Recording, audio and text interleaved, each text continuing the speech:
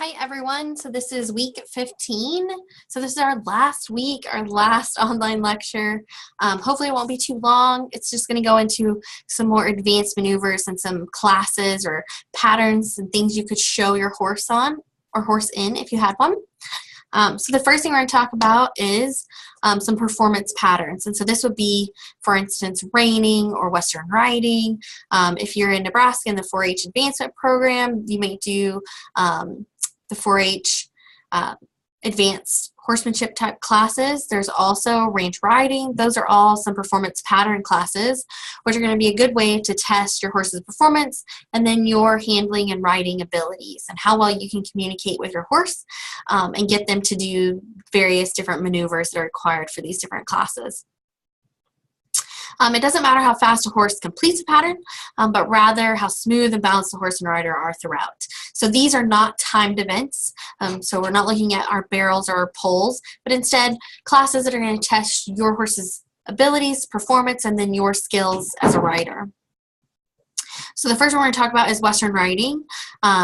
Basically, this test is going to test your horse's handling ability, to move at normal gaits, and then also it is a class all about lead changes. So how well your horse can do a correct lead change will make a huge difference in Western riding. So they're scored on the following categories: smoothness, reining, so their ability to guide, balance, how smooth, how well they transition, how well they change leads, their ease of movement, and then also it's always important their attitude. You know, if the horse is going around with their ears pinned back and they're angry and grumpy, that's not going to place well in most of these pattern type classes because it looks like your horse is not easy to handle. It's not happy about what its job is.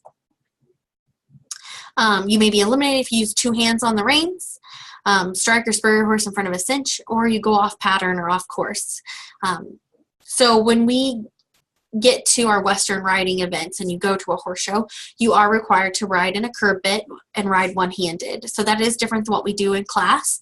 However, it is something that is definitely important to learn how to do once you reach those skills and abilities. So here's kind of an example of a Western riding pattern. Potentially you may open and close a gate. I would say that is not always a common maneuver in a Western riding pattern, so that would be like an optional maneuver, but the rest of these is required in a Western riding class. So to usually it's actually a jog over a log rather than a jog, or a lope over a log rather than a walk, but they're required to do that. They're going to lope, weave through the cones markers, and then changing leads. So you can see here, you're going to go around, you would change leads here between these cones and then up. And so like it's a big serpentine with also some weaving through the cones similar to pole bending. But it is slow and correct. You want to have a nice even lead change. You want your horse to change front and back at the same time in the middle between every cone. So that is really important with this class. So if you really like lead changes and you have a really broke horse, it's a really good class for that. So here is an example of a Western riding pattern and what it looks like.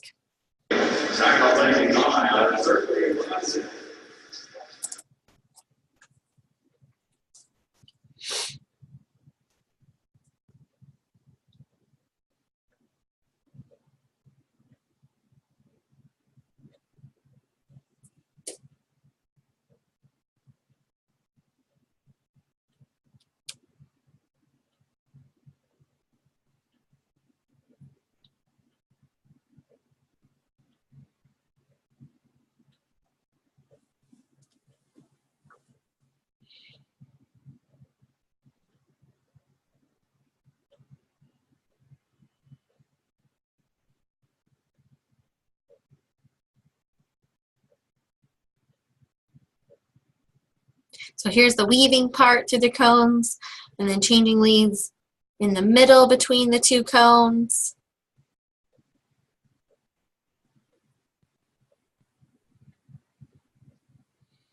And then next they'll do like a serpentine through the cones.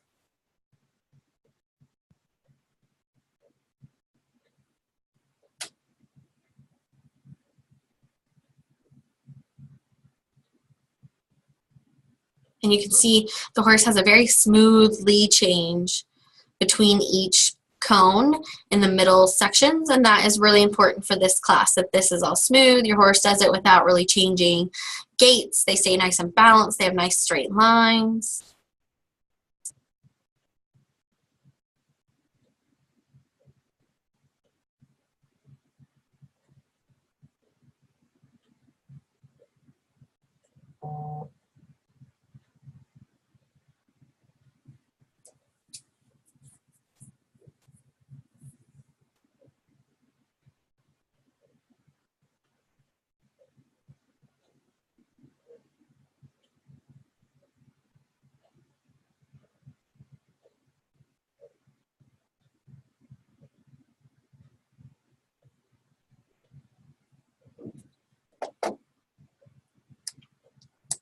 So that's a pretty good example of what a Western riding pattern looks like.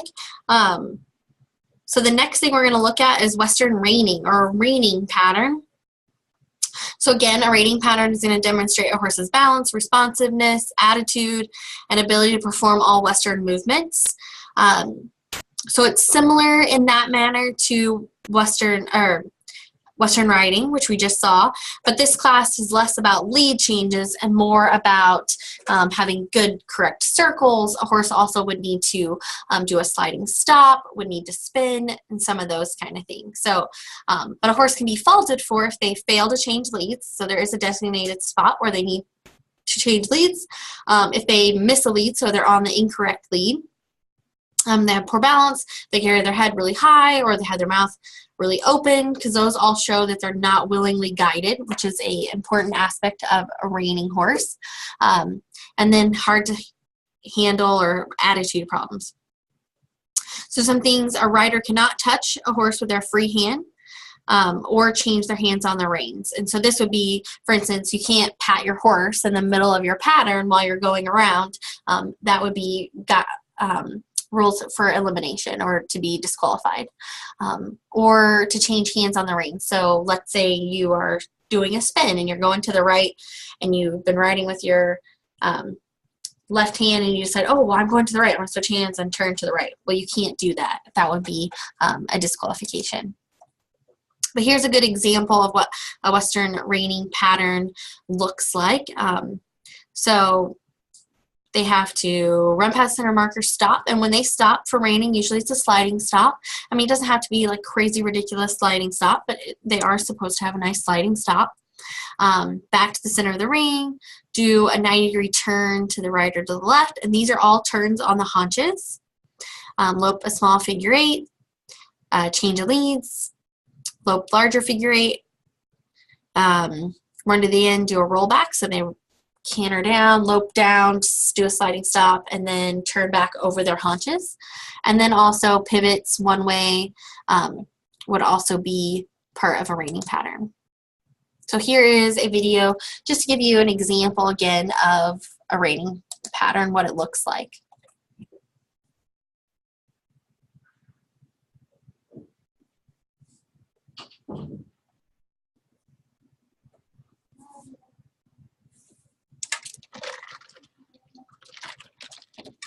So there, they're spinning.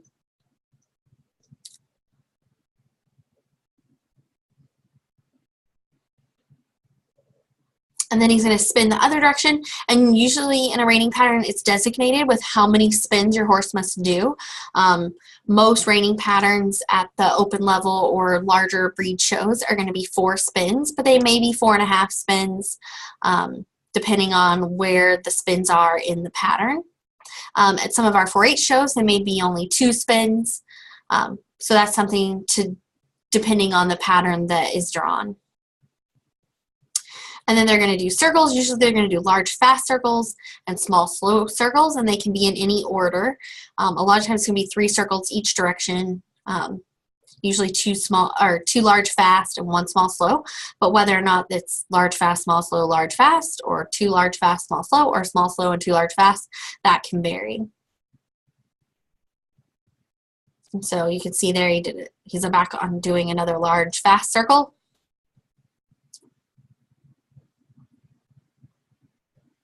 And then a lead change, I'm going to do a large fast circle going this direction.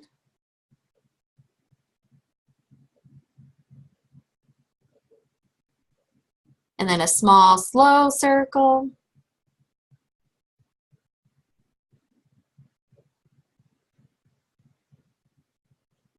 And then it'll speed back up for another large fast circle.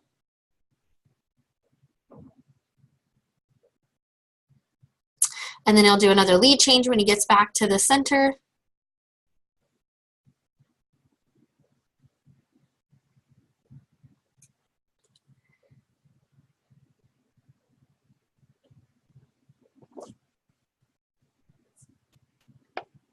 And then he's going to run down this side, do a stop, and then a roll back, always to the rail, so to the outside. So he'll roll back to the left, and then lope back around the end of the arena.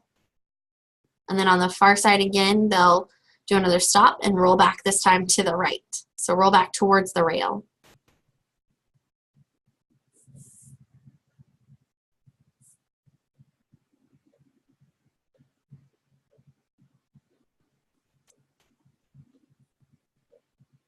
And then he's going to come around, and the last time he's going to just come up and stop and back.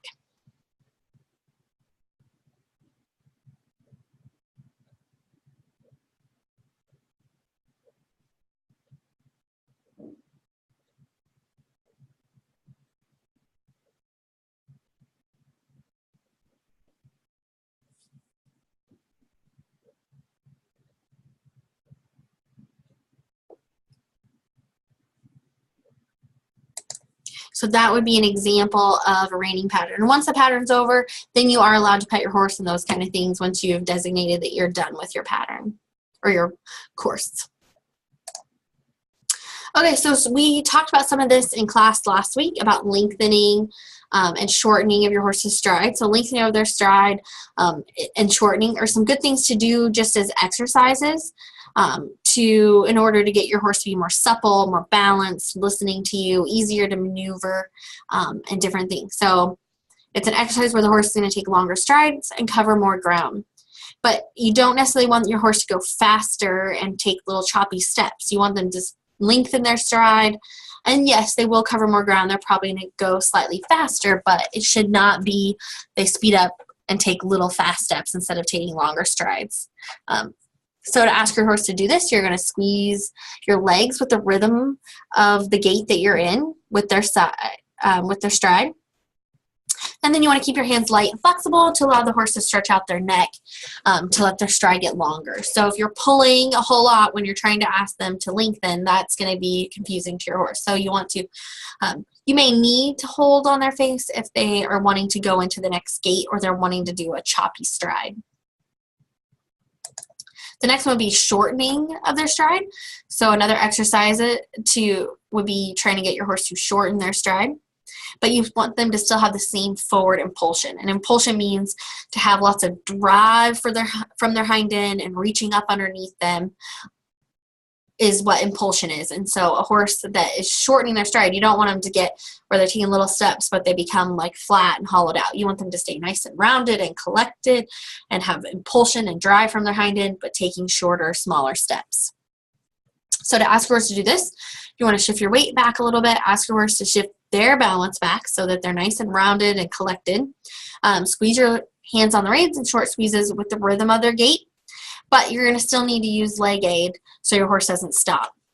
And when they're shortened properly, you'll feel as if they've been restrained, but they're awake and sitting on their hocks. So they're taking nice short little steps, but they're really up and balanced and put together.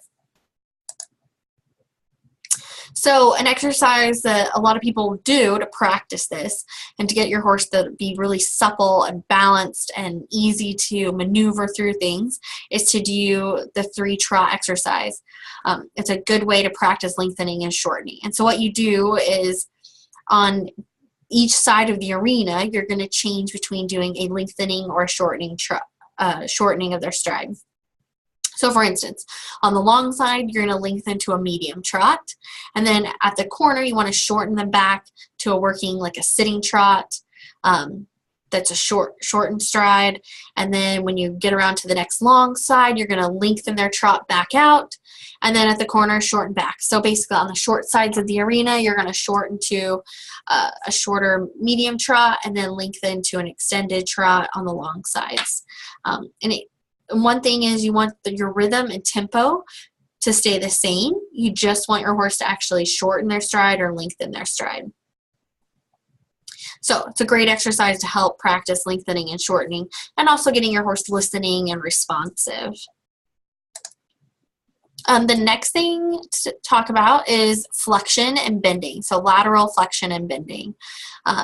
So basically flexion means bending, and to flex something is to bend it. So there's two kinds of flexion in riding. So there's direct or longitudinal flexion, and so that's going to be over the top line of your horse's body because it's the length of their body, longitudinal flexion.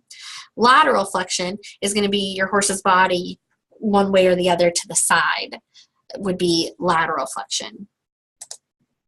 So direct longitudinal flexion is when the horse is flexing the long way from their legs to their head, so their head to their tail.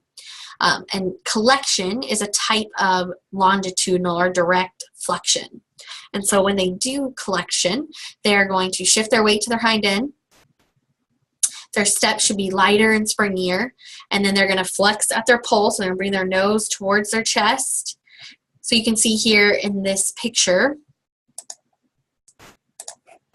the horse is going to push up underneath with their hind end. So you can see how these legs are kind of up underneath. And so their butt is here and their legs are underneath them. Their face is going to come in, so it's kind of perpendicular to the ground. So here's your ground, perpendicular this way. Your horse's face is going to come in perpendicular. And then their back is going to get nice and round. So you can kind of see if you took and went like this, it's all one big rounded circle. And that would be collection. So in order to ask your horse to collect or to flex longitudinally, you're going to use your legs to tell the horse to bring their legs and their hind end up underneath them. And then you're also going to be applying gentle rein pressure to get them to relax their head, give their face, and flex with their neck and jaw to get them to be nice and round. So then the next type of flexion is going to be lateral flexion, or we'll say bending. I would say most people, for longitudinal flexion, they're going to say collection, so you're collecting your horse. For lateral flexion, we're going to talk about bending your horse. And so this is when your horse's whole body is going to bend around in a circle. And his spine is going to be curved, and the hind end is going to follow the tracks of the front feet. And one important thing about bending is that they should be standing up and not leaning over as they go around a corner. So they should be up like this and then just bending through the middle of their body. Another thing is you shouldn't be more bent in their neck than the rest of their body. So this is called rubbernecking. So they need to have a nice, even, smooth arc to their body. So here on this next picture, you can see here this horse has a nice arc to their body, and so that is a nice bent horse that is bending their body, or lateral flexion. So in order to ask a horse to do this, you're going to shift your weight a little bit to the inside seat bone, and this doesn't mean like your upper body. It is just your hips. So you would put slight more pressure on your inside seat bone than the outside seat bone. But your upper body should stay the same, and it should not lean to the inside. You want to keep your legs in the normal position, squeezing and relaxing in time with their stride.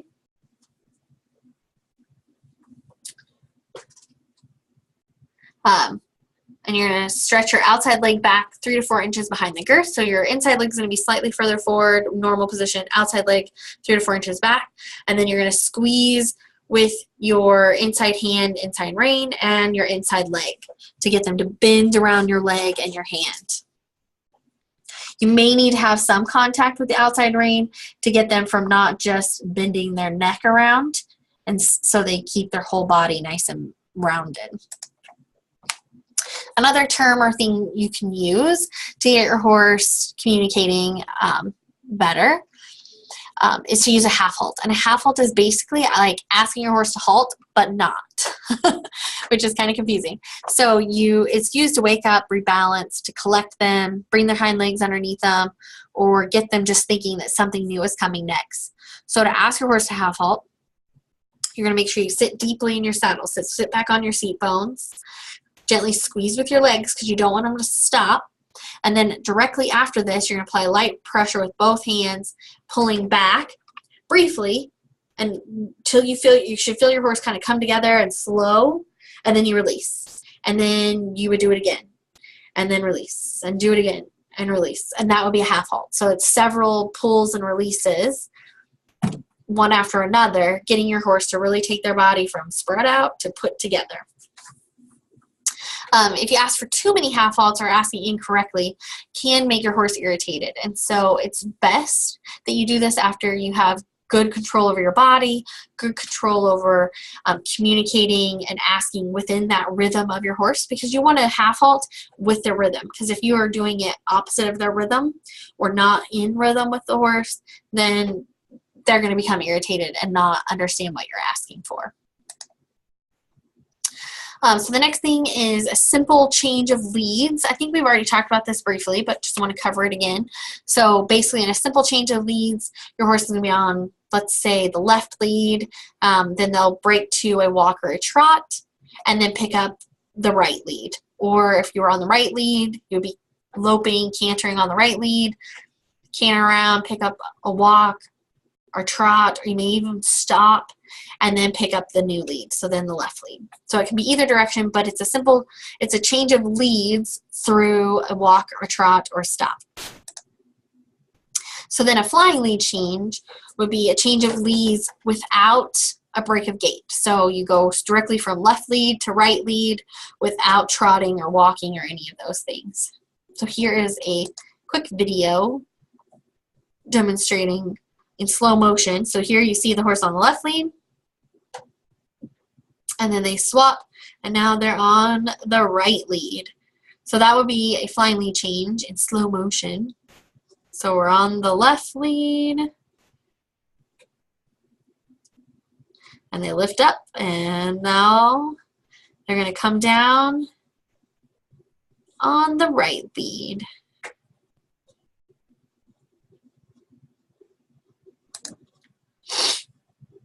So that's a flying lead change. And both of these things, your horse needs to be really good at shortening and lengthening of their stride, moving off of your leg, bending.